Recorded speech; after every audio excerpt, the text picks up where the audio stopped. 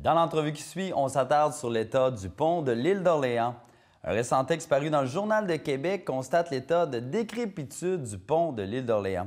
On peut lire dans cet article qu'il y a des risques de chute de béton, des chutes de fragments de béton, oui, corrosion généralisée, fissures importantes et même des pièces affaiblies. Voilà quelques-uns des constats inquiétants qui figurent dans le plus récent rapport d'inspection du pont de l'île d'Orléans qui a été déposé récemment sur le site du ministère des Transports de Québec. Toujours selon le texte, le gouvernement prévoit construire un nouveau pont.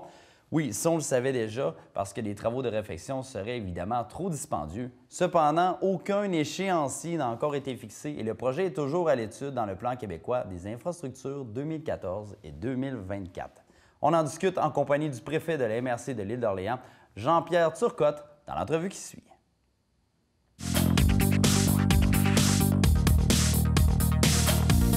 Suite au rapport qui a eu lieu dernièrement, que le ministère a déposé là, aux journalistes, les travaux ont presque tous été réalisés l'été dernier. C'est un rapport qui date de presque 2 ans. C'est sûr que le pont il est très sécuritaire, mais il est déjà dans les grands projets du ministère des Transports depuis 3-4 ans. On attend des nouvelles bientôt là, du Conseil du Trésor pour avoir une rencontre avec eux pour voir qu'est-ce qu'ils vont faire, puis à quelle date peut-être qu'on pourra dévoiler la construction d'un nouveau lien. On espère que ça va être un nouveau pont. D'après toutes les orientations du ministère, celui-là n'est pas réparable. Ça fait que s'il n'est pas réparable, surtout à cause de la mise au nord qui ne sont pas capables de le faire, ça fait qu'ils vont sûrement faire un nouveau lien. Donc, l'état de décrépitude qui parle dans le rapport, ça, c'est pas vrai? C'est du passé. C'est du passé?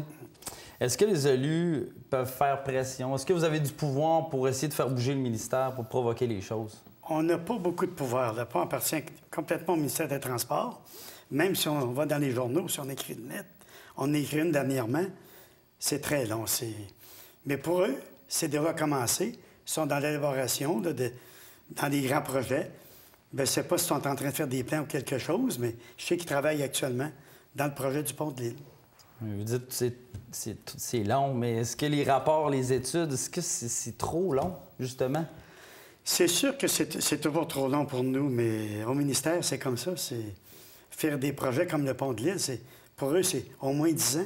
Il me semble que c'est rassurant. Ça fait 5 à 6 ans. Ça fait déjà 5-6 ans qu'on en discute. Même plus que ça, on a commencé à discuter dans les années 2000. Ça fait que ça va faire bientôt 15 ans.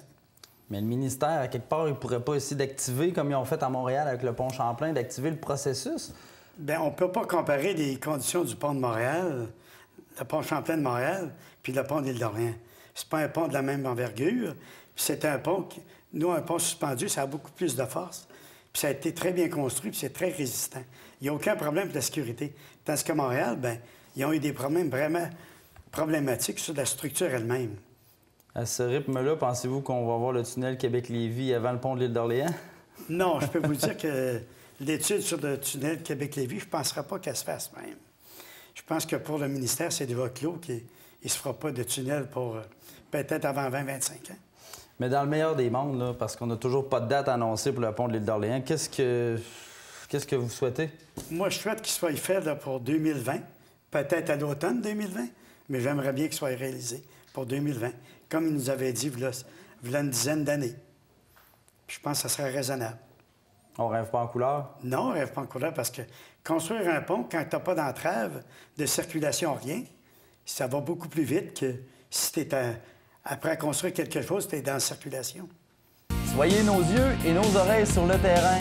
Pour une question, commentaire, suggestion de reportage ou scoop à partager, communiquez avec nous par courriel à 1heurdici@commercial-delidici.com ou par téléphone au 418-827-2169.